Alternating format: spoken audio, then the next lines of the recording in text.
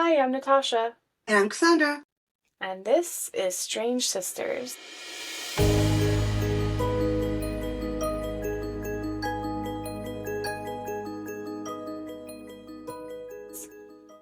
And today's episode, we have decided to dedicate. Sorry, that was weird. And today's episode, we have decided to dedicate to transgender and gender nonconforming people on our final episode of Pride Month. And a lot of these folks were just taken by hate, ignorance, or even silence has led to their cases not being solved. So we're going to cover a few different cases that all center around transgender people, and hopefully that will bring some awareness or reignite some awareness in their cases, and hopefully they will eventually be solved. So another sad one. I think all the true crime ones are just kind of sad because we are specifically focusing on unsolved cases. So yeah, we understand if you need to skip them, but we do think it's important to spread the word and help get some of these cases solved. So, And like always, you can choose me to be the cheery one, just like when we were kids. yeah. Yeah. So during my research, I was really surprised to learn that since 2013, more than 370 transgender and gender nonconforming individuals have been murdered in the United States. So that's a pretty high number, but then when you take into account that many of them are also probably not reported, for whatever reason, maybe the police department doesn't want to identify that it was like a hate crime kind of thing, or maybe because of who killed them, like maybe it was more of like a domestic thing and they didn't necessarily include that part of it. So the numbers are likely much higher, but that has just what's been reported on. And this data comes from the Human Rights Campaign, who keeps track of all this, because before that, it really wasn't being tracked. So Texas leads the nation in these killings, which I am so shocked and surprised. yeah, not surprising at all. And many of these cases remain unsolved. Is that because they're not being given a lot of attention? That makes more sense to me than the fact that they just can't be solved. I mean, Yeah, they just don't care. Like, yeah, it's just, they would rather use their resources elsewhere. right. Yeah.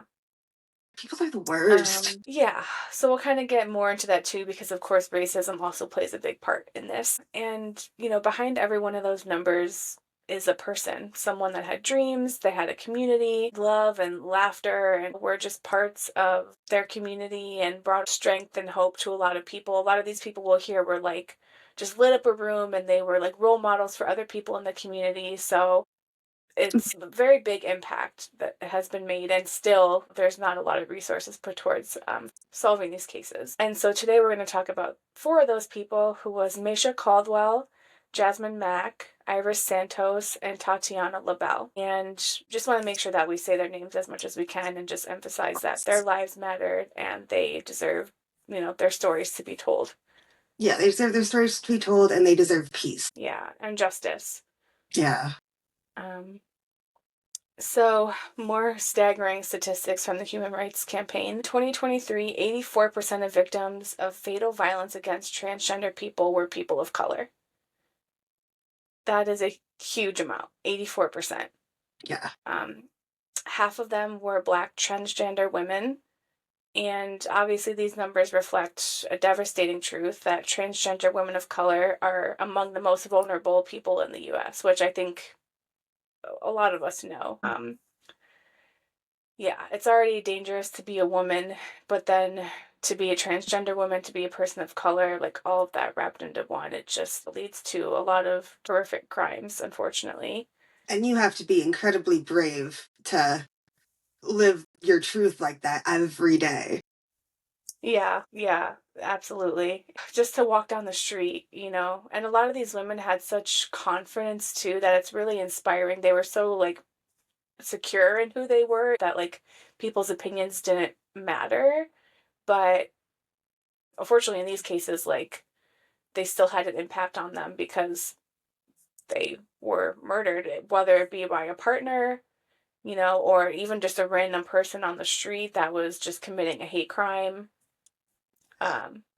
Yeah, it still affected them in an unchangeable way. Like, that's not something they can move forward from, unfortunately, because of what happened to them. And like I was saying, the violence doesn't always come from strangers. In fact, among the cases where the killer was known, 36% of victims were killed by a romantic or sexual partner, a friend, or even a family member.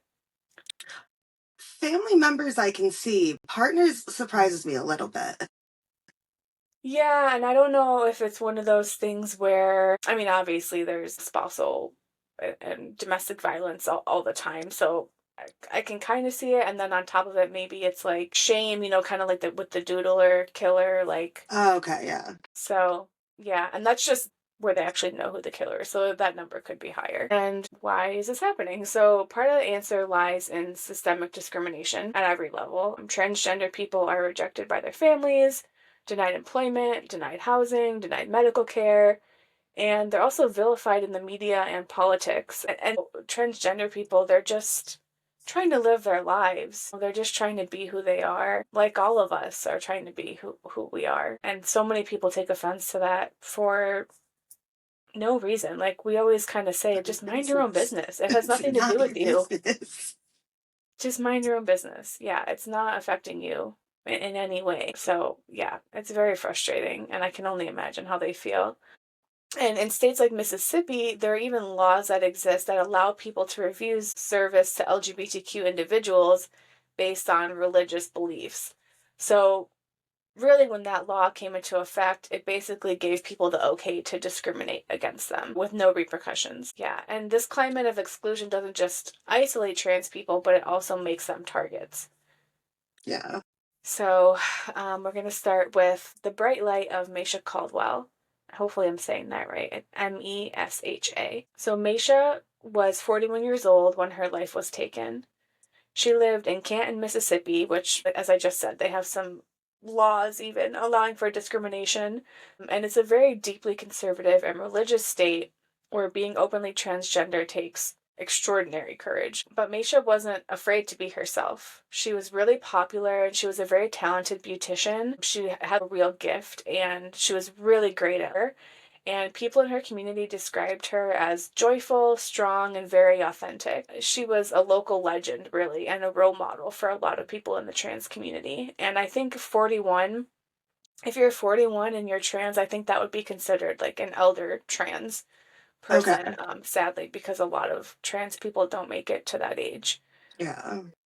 And she was just one of those people that, they always say they lit up a room, but she was one of those people where, like, she really did light up a room and she would That's kind of just, actually like, true. yeah, like, she would just grab a lot of attention because she was so confident and just beautiful. On January 4th, 2017, Mesha was found dead, and she was shot 3 times, once in the neck, once in the chest, and once in the arm. And her body was discovered on the side of Old Yazoo Road, just outside of Canton, Mississippi. 3 seems like overkill. Yeah, and clearly it was not a mistake, right? Like, accidentally shoot someone 3 times. So, Yeah. I her mean, one murder, in the arm, I wonder if that was like them trying to fight back. maybe, yeah. Or I wonder if it was just one of those things where she was like out maybe walking or could have been like waiting for an Uber. I don't really know the specifics, but um maybe someone just drove by and saw her and didn't like that she was there. So her murder sent shockwaves through the local LGBTQ plus community, and her loss was very profoundly felt. Like her community was absolutely devastated that they lost her. And unfortunately, her death is part of a trend that is both devastating and infuriating, because at least 29 transgender people were murdered in the US in 2017. So they believe that she was the first person of the year that was transgender to be murdered because this was on January 4th. Oh, wow.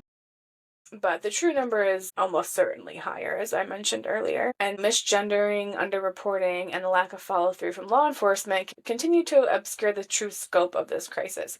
So that's another thing, too, is that if they're misgendering people, then it's not being registered as like a transgender hate crime. Yeah, I was Um, wondering that.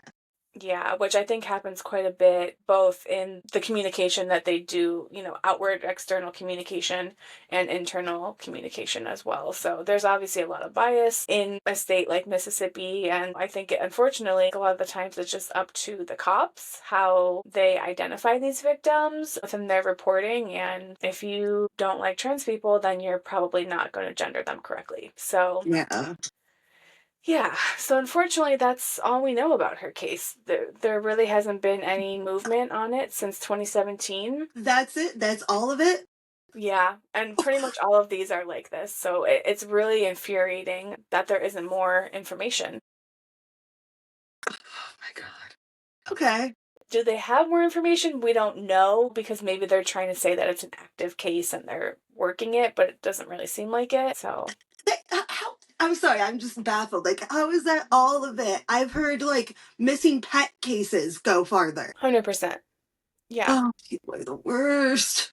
And if this were a white woman, you know, they Oh, would go to the ends of the earth to try to figure out what happened. yeah, of Like course. that woman who kidnapped herself. I Oh, mean, yeah. how many people were out there looking for her? They had like the full cavalry out, and then it turned out that she arranged with her ex-boyfriend to. There You actually know, was a Netflix documentary that just came out where she's still trying to say that that's not what happened. It's like, okay, lady, whatever. people are the worst. Yeah, but yeah, so unfortunately, that's all we know about Mesha Caldwell's case. I hope that there's some kind of movement. I don't know if at this point it would just mean that there needs to be a confession from whoever did it. Maybe the police even know who did it or think they know who did it and just don't have the evidence or. I feel like it's they know who did it and they just don't care to do anything about it. Yeah, it's definitely possible. I feel it's that way with a lot of these cases. Yeah, so the next case that we're going to cover is the resilience of Jasmine Mack. So this one is closer to you. This was in Washington, D.C., and it's pretty recent. On January 7th, 2023, Jasmine Mack was killed in Washington, D.C., and she was only 36 years old. To those who loved her, she was known as Star. Jasmine was a black transgender woman who had lived a hard life, facing a lot of rejection and harassment and violence, simply for just trying to be herself. She had been stabbed, she had been shot, she had been abandoned, Jeez. and yeah, so she had a very tough life. And even with all that, she still held on to like love and joy, and she was really into music. So those things, especially the music, really helped her like pull through some difficult times. Yeah. And her sister, Pamela Witherspoon, said that Jasmine just wanted a chance at life. It's like, That's God, I mean, heartbreaking. yeah, it really is devastating. She loved singing gospel songs. She was also a really great actress. So, like, she really just wanted an opportunity to like showcase her talents to the world. But unfortunately, she didn't really get that chance. And she was also just a really kind person, which is really sad because I feel like the people that go through a lot of harassment and violence, like, oftentimes they have a lot of empathy for other people. So I'm thinking that might be the case here. And Erlene Budd, who was a well known DC activist, had met Jasmine when she was a younger girl, a teenager. And she remembered that she was really joyful and energetic. And she was always like a really great listener. And she was always Aw. laughing. So it sounds like she would have been a great actress, Yeah. a great entertainer. But unfortunately, she just didn't get the chance. And she had survived so much, but her life was cut short, unfortunately, by violence. And her case, like so many, still have no public resolution. So we have no idea what happened to her. So, did you say how she was killed? No. So she was stabbed Oh, to death. seems personal. Yeah, so maybe it was someone that knew her. It seems like something you can like go forward with. A stabbing, it definitely wasn't self-inflicted. Yeah, you would think you could maybe tell like what kind of knife was used and kind of like trace it back that way. I mean, I don't really know Yeah. exactly, but yeah, no one, it doesn't seem like anyone really looked into it all that much. So, At least the police didn't. right. Yeah, I mean, her family desperately wants answers. But unfortunately, there's only so much that a civilian can do, especially when you have your own, responsibilities and you got to keep food on the table and the bills paid. And Yeah, and if you're part of that community, you're also afraid. yeah, I mean, I'm sure it really scared a lot of people in the trans community there. And I think a lot of times, like tight knit communities like that know more Yeah. than the police does, but might not go to the police, or maybe the police really never even questioned any of her friends. Yeah. Who knows? And like they say, asking too many questions gets you killed. Yeah. Yeah, maybe they're scared of putting their own lives at risk. So, yeah. So that was a really Really Tragic. sad. And the next one we're going to talk about happened in Houston, Texas in April 2021, and that is the murder of Iris Santos. So she was just 22 years old. Oh, she's a baby. Yeah, when she was sitting outside a Chick-fil-A on Westheimer Road, and she was just shot and killed. Um, What? yeah, so no, In broad daylight. yeah, she was just sitting outside of a Chick-fil-A, I assume like eating or maybe waiting for her food, and someone just shot her. And the shooter fled on foot. So he was captured in blurry surveillance video wearing white pants and a dark hoodie. Um, and that was it. Apparently they never identified him or them. I don't even know if it was a man. I'm just assuming. It's always a fair assumption, honestly. Yeah, and the case remains unsolved. That is all they know. And that's even more frustrating because it's like they have some surveillance. So it's like, okay, so this is Houston. Like, do they not have cameras on the streets? Do people not have ring cameras? Like, this is a densely populated area, you What know? caliber was the bullet? Track that down. Let's start there. Yeah, I I say mean, because I've watched like 5 Law and Order episodes. and in Houston, I think well, in Texas, a lot of people have guns. So I don't know how Yeah. helpful that would be, but something, yeah. I mean, and if he fled on foot, then he either lived in the area or had a car parked somewhere nearby. Or somebody saw him. I mean, a guy Yeah, running caught in a like a bus. sweatshirt, yeah, with a gun after a gunshot. Buses have cameras. So yeah, I don't know how much they actually looked into this. The whole thing makes me so angry. I know, it's so frustrating because it's like maybe the cops are doing something, but there's just not enough information out there to show the public that they are. So it creates the sentiment of like, oh, you guys don't care. And her mother, Maria, has spoken publicly about her daughter's journey a little bit. And she said that she let me know that she wanted to be a girl, not a boy. She was in the wrong body. And when she told me that, she started guiding me on how to support her. And Maria says that she was my daughter. So it's just like really sweet that at least her mom was very accepting of her. And she said that Iris was really brave, not just for living her truth, but for teaching others to love her the way that she was. And she was so young and vibrant. And like you said, she was murdered in public in broad daylight. I mean, it's just crazy. So to me, it seems like maybe not as random and like someone followed her there or knew her. It's awful. It, Yeah, and it's frustrating because they do have that video footage, but years later, it still hasn't led to anything. So, and at this point, it's like, well, all they have is the white pants and the dark hoodie. That's not a lot to go on. yeah, but I'm thinking of the CEO that got shot. Isn't that basically all they had too? And they found the guy?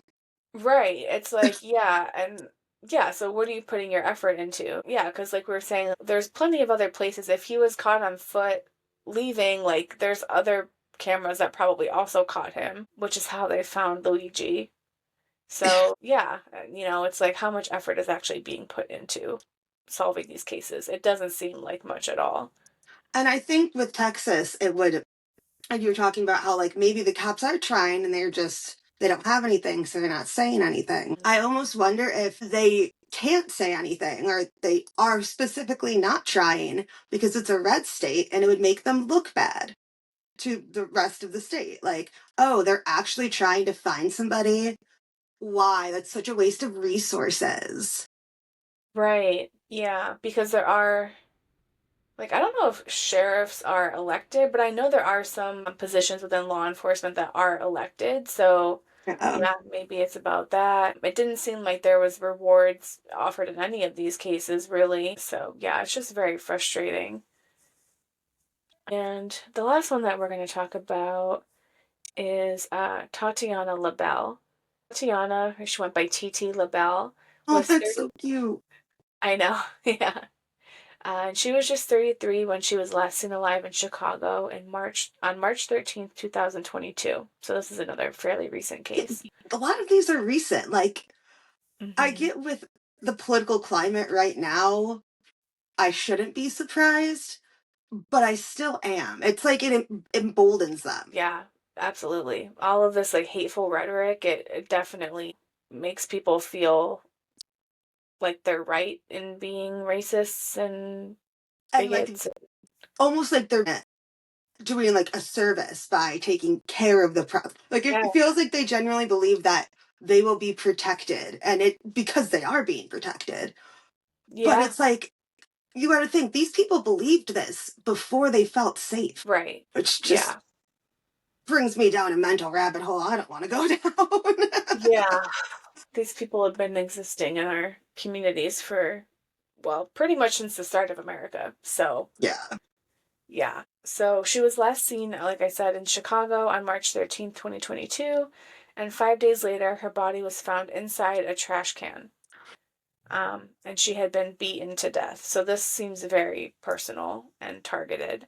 That Um, definitely seems like some homophobic shit. yeah. Yeah. And in this situation, it was obviously ruled a homicide. There's no way to rule it otherwise. But calling it that doesn't begin to capture the cruelty of what was done to her. Her sister said it was heartbreaking for someone to beat her to death and throw her in the trash like she was garbage. I can't even imagine how her family must feel No. to, you know, first learn that your loved one has been murdered and then left in this way is just terrible. And obviously, she was very loved by her family. She had a lot of people that cared about her, and her life mattered. And someone just decided that they were going to just throw her in the garbage. Did it, and I know you have no idea, did they even like seem like there was more than one assailant, or if it was just one person who did this? Yeah, I'm not sure. I guess it depends on kind of how it went down. I assume she probably fought back just because it wasn't super fast, like being stabbed, Yeah. but who knows? Yeah. And I'm assuming they didn't check their fingernails for like skin and all that stuff. Again, I've seen like 5 episodes of Law and Order SVU, so clearly a professional here. Yeah, I'm not totally sure about that. It seems like Chicago, or at least I thought, was like a little more progressive, but I think it really depends too on like who's even working the case, doing Yeah, the effort that they'll go to. Again, like the doodler, like they I was didn't, just thinking that.